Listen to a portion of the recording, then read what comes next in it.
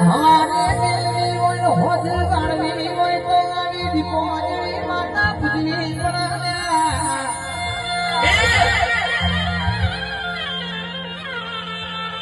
કોનો દેવાળ જુદું છે જગત નો દાખલો બાકી જગત ના ભુવાના પામડિયા કરો પણ દીપો કેશે મારી વસ્તી વગર મારા વ્યવહાર ન કરતો આજે નહીં વડું કાલે નહીં વડું